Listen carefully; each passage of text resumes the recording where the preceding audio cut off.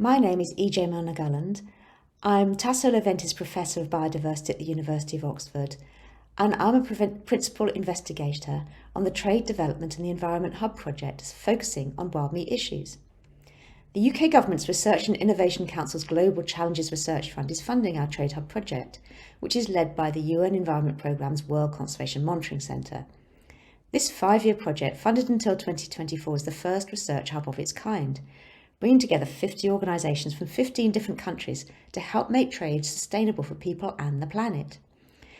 Together, these partners from industry, trade agencies, academia, governments and civil society are studying various supply chains for agricultural products and wildlife, and we're revealing potential ways to make lasting changes towards sustainability.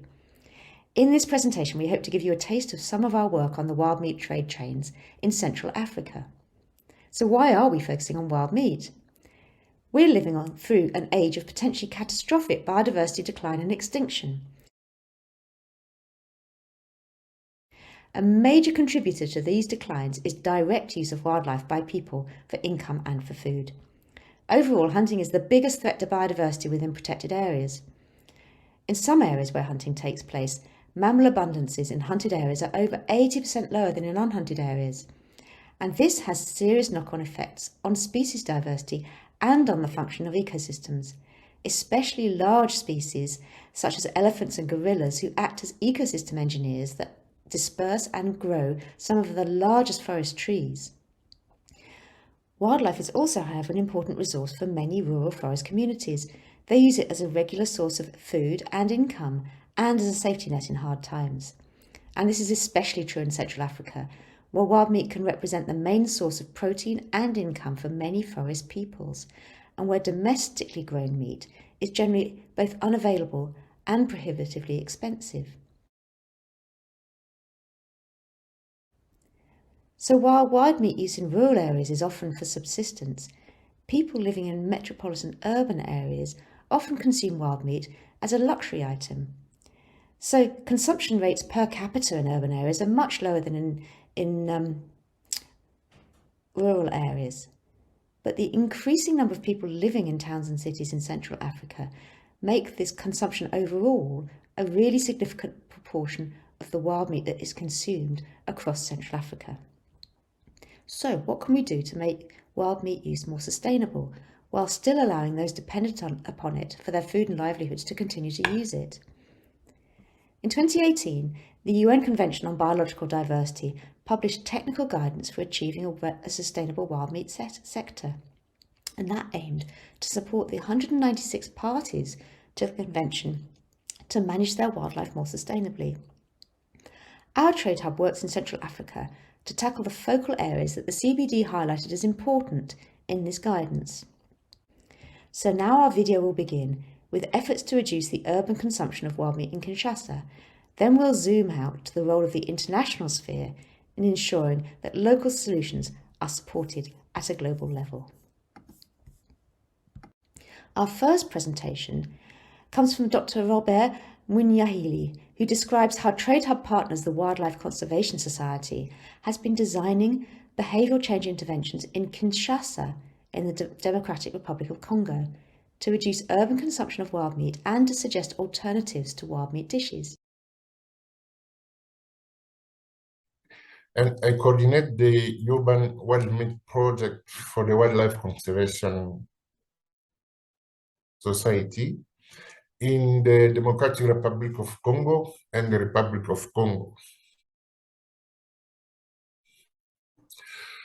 To reduce the amount of wild meat transported to and sold in Central Africa cities, the Wildlife Conservation Society has developed from the forest to the four conceptual framework to guide the design of interventions along the wild meat supply chain, all the way from the protected areas to the end consumers in urban centers. The actors involved in this supply chain are numerous with different motivations and circumstances. Understanding these motives and the circumstances is key to designing targeted evidence-informed intervention to change the behaviors of these actors. And this necessitates overcoming key barriers to change and ensuring there is a functional regulatory framework environment, as well as promoting behavior change in a way that aligns with people's value and identities. The Wildlife Conservation Society Urban Wildlife Project focuses on 3 Central African cities: the megacity of Kinshasa, capital of the Democratic Republic of Congo, which has an estimated population of 17 million, and the city of Brazzaville and Pointe-Noire in the Republic of Congo. Collectively, these cities are significant centers of demand for wild meat, which is transported by roads, boat, aeroplane, often over thousands of kilometers to meet the demand of an increasingly wealthy urban elite. Previous attempts to reduce urban demand have typically focused on charismatic species such as great apes, and have focused on informing members of the public about the legality of trading in and eating such species. However, this campaign relied on fear-based messaging about the illegal nature of the activity, are generally not targeted at any specific group, and are misaligned with the perception and the priorities of local people. Indeed, they are often perceived as foreign and as a form of conservation preaching. Initially, in the city of Pointe-Noire, and then in the much larger city of Kinshasa, the Wildlife Conservation Societies are supported and work alongside national governments and the coalition of local organizations to develop the first large-scale demand reduction campaign in Central Africa that are focused specifically on reducing the consumption of wild meat in urban areas. This campaign have used a social marketing approach that converts audience research and contextual analysis into initial campaign concept, followed by prototype and pretesting prior to campaign launch, with stakeholders engagement and monitoring and evaluation throughout. The research conducted prior to the campaign design found that across the 3 cities of Pointe-Noire, Brazzaville, and Kinshasa, wild meat is perceived as natural, organic, healthy food of local origin. It is considered to be a luxury product that functions as a status symbol. However, it is more often consumed at home with close family and friends than in restaurants. Yet, eating wild meat is not a niche activity. Indeed, 85% of Iranians eat wild meat, but to varying degrees of frequency. The 3 socio-demographic groups that consume the wild meat most frequently were selected as the target audience for the demand reduction campaign in Kinshasa. All campaign material were then tailored to appeal and resonate with the personas that were crafted to represent this group. The first segment are men over 35 with a higher level of education.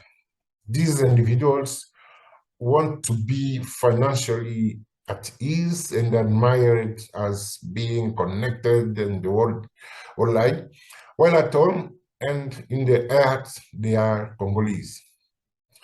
The second segment are men between 18 and 34 who also have a higher level of education. They want to express themselves, to succeed, and to enjoy a dynamic life, but without too much effort. The third and final segment are young women between 18 and 34 with a higher level of education. They want a contemporary, empowered life, a good marriage, and a family, and to be appreciated for what they can do and what they can offer.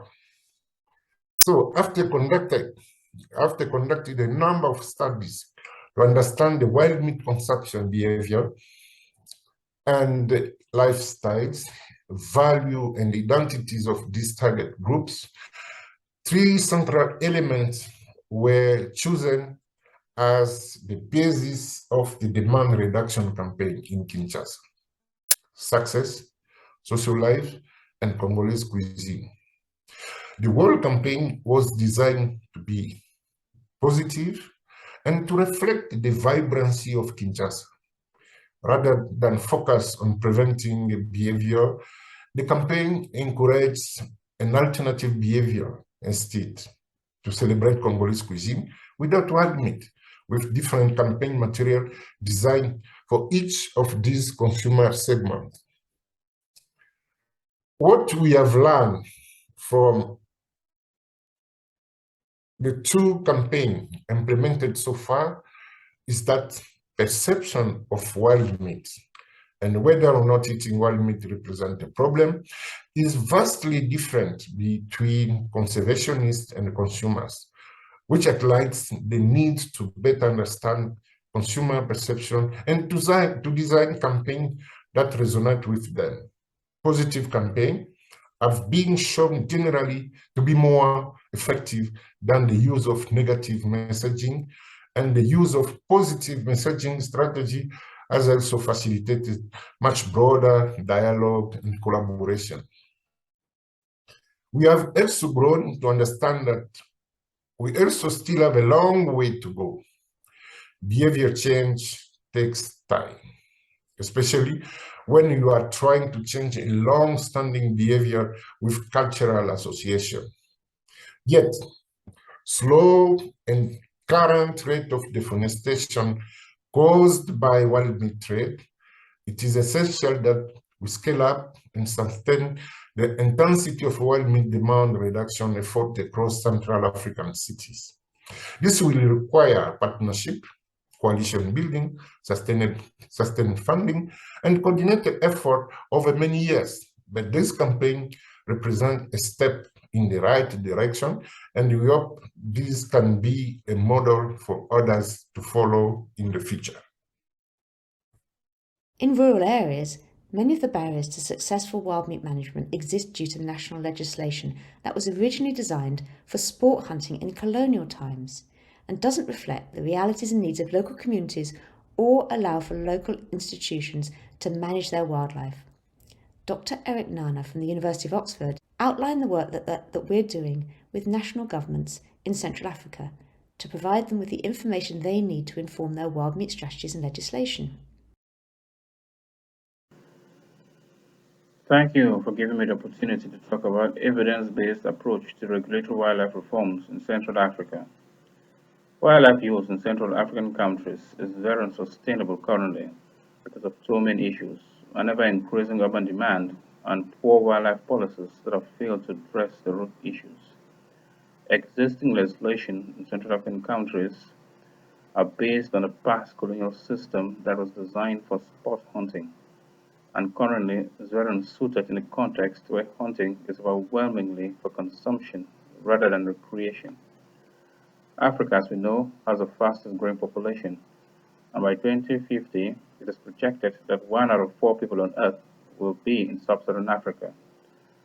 And as this population moves more into urban areas to look for better life opportunities and continue to consume wild meat, because wild meat is part of the cultural identity for many Africans, the pressure on wild animals will even be higher, and many of these animal species are already threatened and have dwindling wild populations. The challenge here, therefore, is to develop fair policies, laws, and regulations that will allow for sustainable use of Brazilian wildlife species but while also protecting the most vulnerable species in ecosystems. So, as rural communities in Central Africa transition from subsistence to market economies, and as these countries continue along the urbanization and development pathways, such fair policies are crucial for cultural integrity of the region, but as well as survival of many iconic species, such as the pangolins and the gorillas. So several countries in Central Africa are already considering revising their wildlife policies, among which you have countries like Gabon, Cameroon, and Democratic Republic of Congo. But the problem is policymakers in these countries they lack the necessary information to make the needed changes. And because of the lack of this information, wildlife policies at national level usually overlooked and not taken account of in national accounting. So to help these policymakers have the right information to take the right decisions, we decided to form a working group that will facilitate coherent policy reforms across Central African countries and that will ensure sustainable use of wild species. The aim of the group is to provide national policymakers with evidence base that they need to make the right decisions, but also to convene policymakers, practitioners, scientists, and other actors in the supply chain of wild meat in order to work so that they can discuss key points highlighted by experts in past 5 years that currently serve as obstacles for effective design and implementation of sustainable wildlife policies in Central Africa, but also determine key questions that are needed to answer and implement effective hunting policies and laws. They also meet to present available evidence which can answer these questions in acceptable formats for regional and national policymakers to develop and populate indicators for tracking wildlife use and policy impact over time. And one important thing to take note of is that this working group is led by Central African scientists, lawyers, and practitioners to ensure the relevance of these policies with realities on the ground. Thank you for giving me your attention.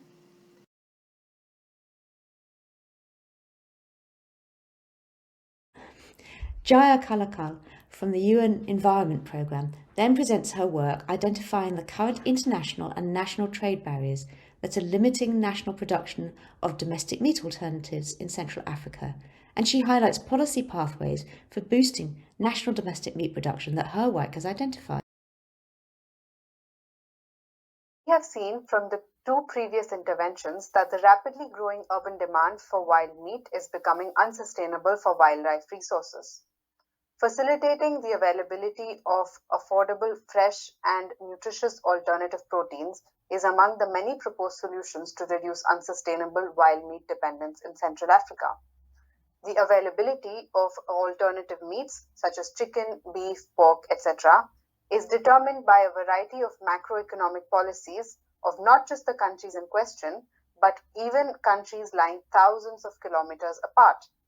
This dynamic is enabled by international trade and trade-related policies. We did an analysis of historical trends in meat consumption and production in 4 Congo Basin countries, Republic of the Congo, Democratic Republic of Congo, Gabon, and Cameroon. And we found that local production has not kept up with the growing demand for meat, and the gap is increasingly filled by imports, often in frozen form, from the EU, US, and Brazil. As you can see here, EU takes a big share of this. Now, meat imports is not inherently a bad thing. In fact, it has become a crucial aspect of ensuring food security for the urban populations in importing countries due to their highly competitive prices. However, the prices are so low that it is pushing local producers out of business. This is undermining several attempts at boosting local production to support livelihoods and food security when global supply chains may be disrupted. Moreover, the extremely low prices do not actually reflect the high environmental, social, and health costs that are associated with the intensive production methods used in the global north. There are many macroeconomic factors at play here. The influence of domestic agricultural policies, historical trade distorting subsidies, support from financial and credit institutions, industrial policies, and favorable trade agreements are all factors that have come together to build the competitiveness that the exporting countries have today. In the interest of time, I want to take one example of the EU, which is among the top exporters of meat to the 4 countries in question, but also globally. Historically, the Common Agricultural Policy of the EU, or CAP, has provided support in the form of subsidies for the crops that were considered important for the European food security. The economic environment provided by the security of commodity prices offered by the EU CAP also stimulated scientific research and development, increasing crop and animal yields through intensive methods, which are now a major contributor to several environmental crises globally. These long-term policies have a strong contribution to the EU's competitive meat exports today, and in turn on displacing local production in developing countries through trade and price effects. These effects cannot be corrected quickly because agricultural productivity depends on long-standing favorable framework conditions and long-term investments in innovation. Similarly, the US and Brazil put in place their own long-term strategies which have similar effects. So on the one side, some countries implemented long-term structural policies to increase their export competitiveness, and on the other side, Central African countries began to liberalize their economies around the 1990s as part of financial stabilization and structural adjustment programs, and reinforced by their joining the WTO. The Congo Basin countries looked to raise export revenues from oil and extractive industries, so the non-cash crop agricultural sector took a backseat. As part of their commitment to common external tariff zones and structural readjustment programs, members reduced tariff and non-tariff barriers significantly. When these came into force in 1998, imports rose dramatically. So today's situation results from a combination of several factors.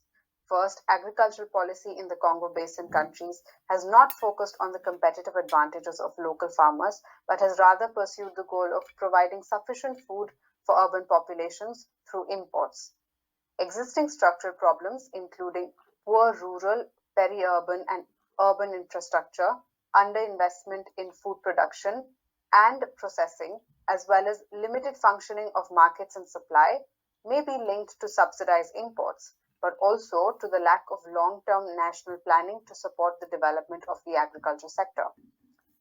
This, in addition to factors such as conflict, corruption, and political instability, has resulted in the situation today. The mounting pressure on wild meats is as much a sustainable food systems issue as it is a conservation issue. Macroeconomic factors may have more influence than one gives credit for. Central African economies have several upcoming opportunities to use trade and trade-related policies to support sustainable food systems domestically while reducing pressure on wild meats. This includes reaping the benefits of the African Continental Free Trade Agreement for agricultural development and intra-African trade, calling upon trade partners to reform environmentally and socially harmful trade-distorting agriculture and fish subsidies, and developing coherent domestic strategies aligning trade and agriculture sectors. Carefully planned, context-adapted interventions at the macro level will go a long way in transitioning to sustainable production and consumption systems globally. Thank you. And finally, Dr. Robert Nassi, Director General of C4ICRAF, outlines the need for monitoring and evaluation systems at all stages of the wild meat chain, from local to international, that will ensure that our policies and interventions are evidence-based. He also introduces the work that the Trade Hub has been doing to develop indicators of wild meat sustainability that will allow progress to be tracked at all scales, including international targets.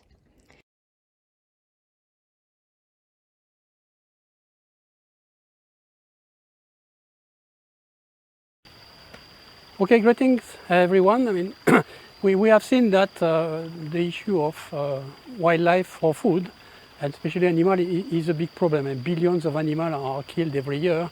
It impacts, and it's a source of protein for millions of people, and it's clearly unsustainable. It's unsustainable on an ecological, economical, and livelihood level. So we do have a problem, and when you have a problem, you need to see how you can fix it, how you can intervene to fix it. And intervention should be at the local level, at the national level, at the international level. But when you do something, I mean, if you want to see the result of what you have done and you want to assess, you need some indicators. And this is where we are going to talk about. I mean, what sort of indicator we can use to measure of intervention in terms of making the wild meat sector more sustainable, more equitable, and better for conservation issues. And at the project level, I mean, people have a need to monitor their intervention. Okay? If you decide to do something on the wild meat sector in one place, you need to be able to measure the result of what you have done and see if you are going in the right or in the wrong direction.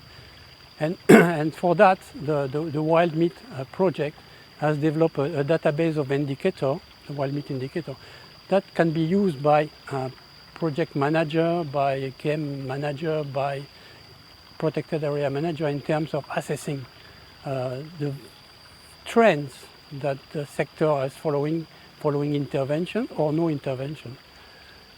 And this is important to have a database because you don't necessarily need the same indicator wherever you are. So some people may choose a subset of indicator, other people may choose another subset. Ultimately, what you will get is a trend showing you that you are going in the right direction or not, or you are not moving. So that's at the, I can say, the local level. Then at the national level, it's a bit of a different issue. Sort of the wild meat sector is very important economically speaking. We have shown that in some countries, I mean, the size of this informal economy is the size of the formal agricultural sector. But in most cases, it's not very much evident, obvious at the national level. So you have to create an awareness because you only manage, you only consider what is important in your global statistics. And that's why you need to develop indicators at the national level also. Because if it's not in the economic indicator of a country, very often it's ignored. And we know that it is important for the reason that we have stated before. So we are also working with a SNAP project and the government of Gabon and the Democratic Republic of Congo to develop these national level indicators in order to monitor the overall value and the overall impact and the overall importance of the wild meat sector at the national level and to develop the relevant policy to make this sector more conservation friendly, more sustainable, and with an equitable sharing of the benefits of this sector. Which brings us to the international level. And conservation, sustainable use, and equitable benefit sharing, it's the motto of the Convention of Biological Diversity. And we have worked with the Convention of Biological Diversity for a long time on this whole issue of sustainable use. And in 2019, we developed some guidelines on a more inclusive and participatory, sustainable wild meat sector for the parties. And now the CBD is about to adopt its global biodiversity framework, which we call the post-2020 agenda. And for this global biodiversity framework, there are some targets. And for these targets, to see if you are reaching these targets, you will need indicators also. And two of the targets, at least two of the targets, one is about sustainable harvest, and the other one is about benefit sharing, equitable benefit of this harvest. We consider wild meat are very important for wildlife species, wild meat and others. And for these also, we also need indicators, and they are likely different than the one that we develop at the local level or at the national level. And so we are also working with the CBD and a group of people in terms of developing this indicator at the international level. So this whole picture, I mean, having an indicator toolkit at the local level, indicator of importance at the national level, and indicator at the global level will give us an overall picture of our intervention and whether we are going in the right or wrong direction for the wild meat sector. And this is the work of a series of interrelated synergistic projects. I mean, One is the Trade Hub funded by the United Kingdom Research Innovation. The other one is the Wild Meat Project funded by the USAID and the US Fish and Wildlife Services. And the third one is the Sustainable Wildlife Management Program funded by the European Commission and the Organization of African, Caribbean and Pacific States. And with all that, we hope that we'll be able to have an inclusive, sustainable and just wild meat sector in the years to come. Thank you.